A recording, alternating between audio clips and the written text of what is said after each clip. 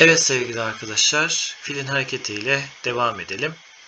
Filler çapraz ilerler ve çapraz taş alırlar arkadaşlar. Burada hareketlerinden bahsettiğimiz için çapraz olarak söyleyelim ama önemli olan şu arkadaşlar, filin bulunduğu karenin rengi.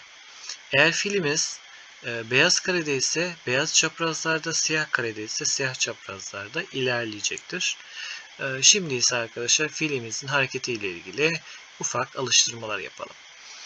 Evet, ilk sorumuz arkadaşlar beyaz renkli yani beyaz takımın siyah karedeki filini ekranda görünen diyagramda siyah karede ilerleyip kırmızı noktanın bulunduğu kareye en kısa yoldan nasıl ilerleyebiliriz? Burada cevabınız 3 hamlede olacaktır. Nasıl ilerleyeceğimizi gösterelim arkadaşlar. Bakın şu kareyi ilerleyip buradan yol bulacağız. Yani 1, 2 ve 3 hamlede. Eğer bir kare ileri yani yine sol çaprazdan son kareye doğru ilerleyip devam ederseniz bu sefer hamle sayınız artacaktır arkadaşlar.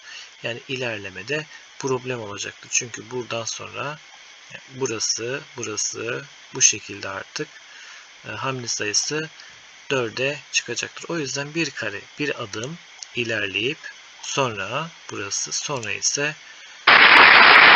hedefimize ulaşırız.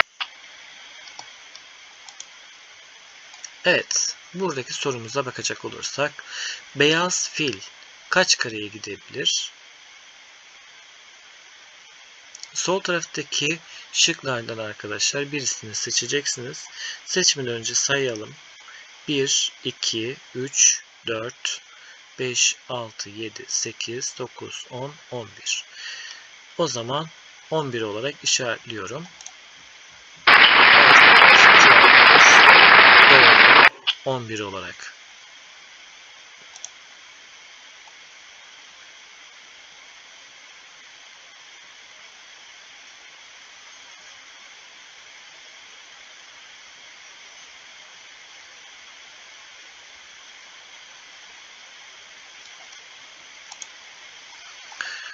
Evet arkadaşlar, aynı diyagram ama sorumuz değişmiş.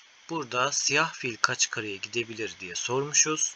Siyah filimiz sol üst köşede olduğu için arkadaşlar sağ alt köşeye kadar çaprazda ilerleyeceğinden dolayı ve çaprazda 8 karemiz vardı ama durduğu yeri saymayacağız. O yüzden cevabımız direkt olarak 7'dir arkadaşlar.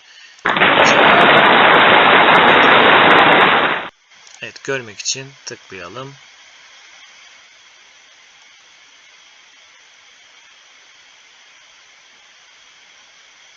Evet.